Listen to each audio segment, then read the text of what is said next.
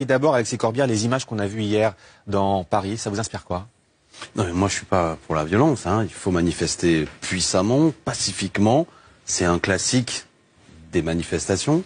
Et il faut en venir à l'essentiel. Je veux dire, bon, une fois qu'on a condamné ça, et il faut le fond du sujet.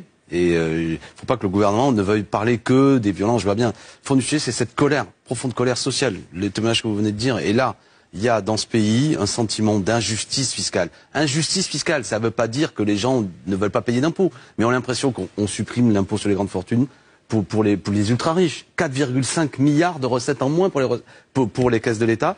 Et on va essayer de ramasser 3,5, 3,8 milliards en augmentant le diesel à la pompe, ce qui pour beaucoup de gens est une manière, ils peuvent pas faire autrement. Vous pouvez multiplier par 2, par 5, par 10, et tout ça fait déborder, si je puis dire, le vase d'une colère qui après prend des formes multiples. Moi hier j'ai beaucoup circulé dans la manifestation, des dames beaucoup de femmes d'ailleurs, qui gagnent 800 € par mois, qui vous disent je ne peux pas. Des gens qui manifestent pour la première fois. Et je me suis encore d'un couple de gens à la retraite, deux dames qui me disent c'est la première fois qu'elles manifestent. Et qui me disaient la semaine dernière déjà on a été gazés, moi leur disant mais ça vous fait pas peur? Mais non, ça nous donne envie de revenir, il y a une colère. Et avec ce qu'exprime ce témoignage de Martigues, c'est aussi la manière dont le président de la République pratique la Ve République, très boursouflé, ce monarque républicain, ce monarque élu, agace beaucoup. Il y a une forme d'arrogance dans la manière dont perçoivent les gens, d'injustice. Et voilà, c'est ça qui s'exprime et il faut y répondre. Oui, mais le mépris que évoquent les Français, les Gilets jaunes depuis maintenant quelques jours, Alexis Corbière, il n'est pas forcément sur le quinquennat spécifique d'Emmanuel Macron. Il dit ça dure depuis 10, 15, 20, 30 ans, c'est un ras-le-bol général. Aujourd'hui, vous êtes remis en cause, vous, politique, vous aussi, Alexis Corbière, vous aussi, la France Insoumise, le PS, les Républicains, tout le monde, le RN.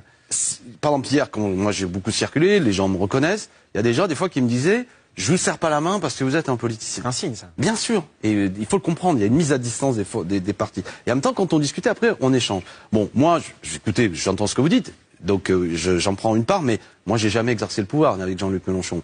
Ce qui est clair, c'est qu'il y a une continuité, il y a un continuum entre ce que fait M. Macron, ce que fait M. Hollande, ce que fait M. Sarkozy, qui vise toujours à dire que on va les droits sociaux, on va les alléger, on met en place le CICE, 40 milliards de recettes en moins pour l'État, pour notamment moins de fiscalité pour des grands groupes qui n'en ont pas besoin, qui font des profits importants. Ça choque les gens. C'est Hollande qui l'a fait, c'est Macron qui continue. Donc, au cœur de l'élection d'Emmanuel Macron, il y a justement cette mise à distance de la vie politique traditionnelle. Emmanuel Macron et En Marche n'existait pas, si je puis dire, il y a 2 ans. Même nous, la France insoumise, on n'existait pas.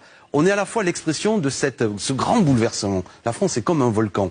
Déjà, ça s'est exprimé à l'occasion des élections présidentielles. Vous voyez, M. Hollande n'était même pas en capacité de se représenter. La droite traditionnelle a été mise à distance. L'extrême droite a fait un gros score. Nous avons fait un score important. Et c'est pas l'élection de M. Macron qui calme ça. C'est pourquoi je dis, allons au fond. Il y a un malaise, une colère, un sentiment d'injustice, un sentiment effectivement que beaucoup de gens, des riches deviennent de plus en plus riches et toute une classe moyenne et une classe populaire se paupérise. Et les fins de mois sont difficiles. C'est ça. Et après une question démocratique, cette Ve République donne énormément de pouvoir à un homme, mais après, c'est quand même, restez chez vous, on s'occupe de tout. Moi, je pense que revenir devant les urnes, à l'heure actuelle, pour débloquer la situation, peut être une manière tout à fait conforme, déjà, de trouver une solution. Ça veut dire quoi? Ça veut dire pourquoi pas un référendum, par exemple, puisque M. Macron s'arc-boute. Êtes-vous pour ou contre l'augmentation, par exemple, du diesel à partir du 1er janvier? Êtes-vous pour ou contre le rétablissement de l'ISF? On pourrait discuter de ça.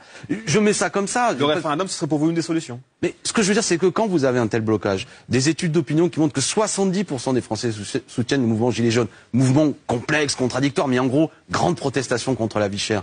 Il faut changer de politique fiscale. Le gouvernement et les macronistes peuvent pas répondre, on a été élus, restez chez vous. Ça, c'est l'utilisation autoritaire de la Ve République. Moi, je pense qu'il faut changer les institutions, qu'il faut une 6e République, un droit de révoquer les élus, des droits citoyens d'intervention. Ça, c'est ma proposition avec Mélenchon.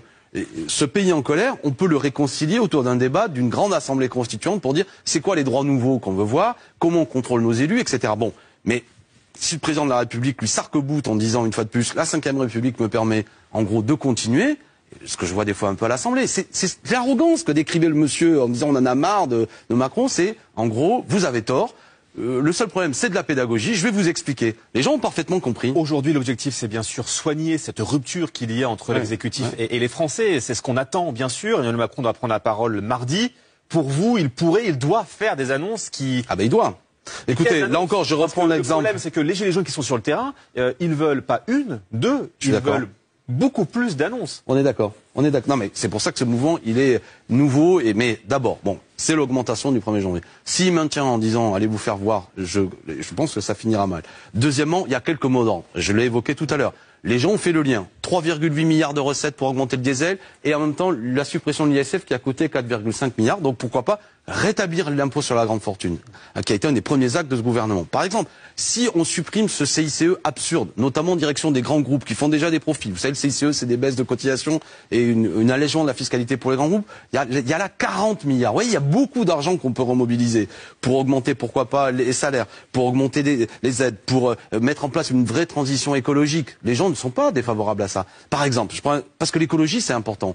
Le traité de libre-échange avec le Canada que ce gouvernement met en place, le traité CETA, continue le grand déménagement de la planète, qui fait qu'on consomme des produits fabriqués de l'autre côté du monde. Eh bien, le simple, un bateau transporteur consomme en un déplacement autant qu'1 million de véhicules. Si on arrête, si on ralentit ce grand déplacement et qu'on relocalise l'économie, on a des solutions écologiques. Mais on a un gouvernement qui, lui, est libre-échangiste, ne cesse de dire il faut de moins en moins de droits, participe à cette empreinte carbone extrêmement forte, mais dit aux pauvres gens qui disent mais vous, on va vous augmenter le diesel. Mais moi, les témoignages qui m'ont été donnés hier, si vous pouvez multiplier par 2, par 5, par 10, les gens continueront. Ils ne peuvent pas faire autrement que prendre leur voiture. Alexis Corbière, en quelques mots, il y a aussi la considération que les Français veulent être considérés par le chef de l'État. Quand le chef de l'État va une semaine au contact des Français, on dit mais qu'est-ce qu'il fait? Il va se faire insulter. Pourquoi il va voir les Français tous les jours en frontal comme ça? Il est fou.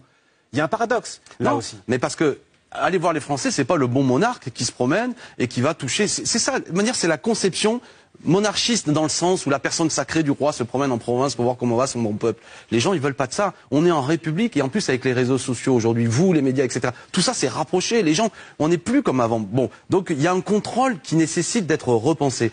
J'évoquais tout à l'heure le droit de révoquer les élus. C'est-à-dire éventuellement la possibilité que même entre deux élections, le peuple reste un acteur. Si on n'est pas content de ceux qui nous ont élus, on a la possibilité de revenir devant les urnes. C'est ça qu'il faut entendre. C'est ça qu'ils m'ont dit les gens. Les gens veulent bien. Il faut un système démocratique, réfléchir à une forme de représentation, on est d'accord. Mais quand même que ce que répond Emmanuel Macron, vous m'avez élu il y a 1 an et demi, eh bien rendez-vous dans 4 ans, circulez, il n'y a rien à voir. Ça ne peut pas marcher. Et ce qu'a montré Emmanuel Macron, ce qu'il a constaté quand il a fait ce déplacement, c'est cette colère qui monte. Et cette colère, elle s'était déjà exprimée à l'occasion des élections présidentielles. Je reprends ce que je disais tout à l'heure. Vous pouvez pas avoir 7 millions de voix pour la France insoumise, vous pouvez pas avoir un homme élu, j'évoque Emmanuel Macron, à la tête d'un parti qui n'existait pas depuis 2 ans, si c'était l'expression de cette profonde colère, de cette volonté de dégager, vous savez, ce dégagisme dont on a parlé.